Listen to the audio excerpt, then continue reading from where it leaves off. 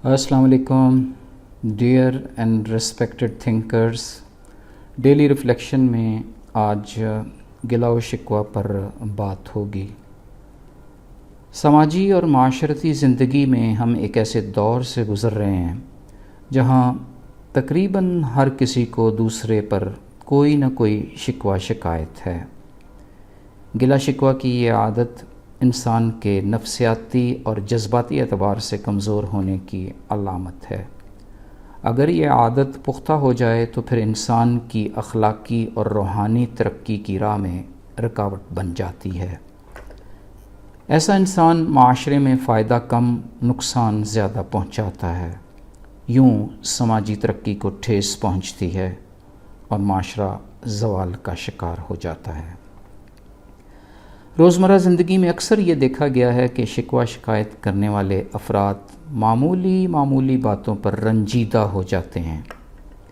مثلا یہ کہ اگر آپ کے نئے لباس کی، کامیابی کی، آپ کی تحریر کی تعریف نہ کی جائے، آپ کے دلائل کی تائید نہ کی جائے، فون کر کے کسی کا حال نہ پوچھا جائے، تہوار اور تقریبات میں لین دین میں کمی و پیشی کا شکوہ عام سی باتیں ہیں. کسی کی دعوت شادی میں فلاں چیز کی یا معیار کی کمی کا شکوہ. ہمیں گلہ ہی رہتا ہے کہ فلاں شخص ایسا کیوں ہے، ویسا کیوں ہے، اس طرح کا لباس کیوں پہنتا ہے، ایسے کیوں بیہیو کرتا ہے.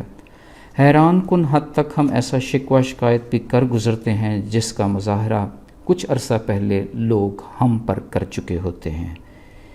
ایک ایسی بات یا فعل جس کا اظہار ہم خود بھی کرتے رہے ہوں، اس کی شکایت کرنا جب کوئی دوسرا بالکل ویسا ہی کر رہا ہو، انتہائی مضحکہ خیز رویہ ہے.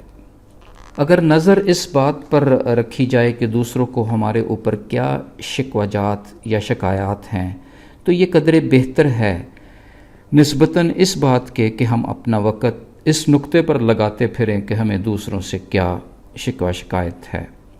دوسروں سے شکایت خواہ وہ درست بھی ہو زیادہ اچھا اثر نہیں چھوڑتی. انسان کی فطرت ہے کہ اگر اس سے شکوہ شکایت کی جائے تو شرمندہ ہونے کی بجائے آپ سے ناراض ہو جاتا ہے. ضرور کچھ ایسے بھی ہیں جو احساس کرتے ہیں، مگر یہ در حقیقت وہ لوگ ہیں جو گلے شکوے کا موقع ہی نہیں دیتے. شکوہ رنجیدہ رکھتا ہے کرنے والے کو اور جس پر کیا جا رہا ہو اسے بھی. اگر ہمارے شکوے علمی رنگ اختیار کر لیں تو معاشرہ ترقی کی طرف گامزن ہوتا ہے. یہ ایک علمی شکوہ ہے کہ ہم اپنے عزیز، اپنے دوست یا اپنے کولیگ سے یہ شکایت کریں کہ اس نے فلاں والی اچھی کتاب کیوں نہیں پڑھی یا فلاں خوبصورت مووی نہیں دیکھی. کسی کی یہ شکایت بجا ہے کہ میں نے اپنے کردار کو معیاری بنانے کے لیے اپنے طرز عمل میں، اپنے رویے میں فلاں اچھی تبدیلی پیدا نہیں کی. کسی کا مجھ پر یہ شکوہ بجا ہے کہ میں رب کے احکامات کی پیروی کیوں نہیں کرتا. مگر یہ تمام قسم کے گلے شکوے ایک ایسے ہی شخص کو زیب دیں گے جو خود ان پر عمل پیرا ہو. اوروں کو نصیحت، خود میاں فصیحت بن کر شکوہ شکایت سراسر زیادتی اور حماقت کے زمرے میں آتا ہے. حماقت سے لبریز گلہ شکوہ فائدہ نہیں بلکہ زبردست نقصان پہنچاتا ہے. دوستوں میں نفاق جبکہ خاندان کے ٹوٹنے کا باعث بنتا ہے. ہمیں علامہ اقبال جیسے علمی شکوے کو اپنانے کی ضرورت ہے جس میں تمام شکایتوں کا، ہر قسم کے گلے کا جواب شکوہ بھی تیار رہتا ہے. ہم اپنی ذات سے حقیقت پر مبنی شکوہ شکایت کریں.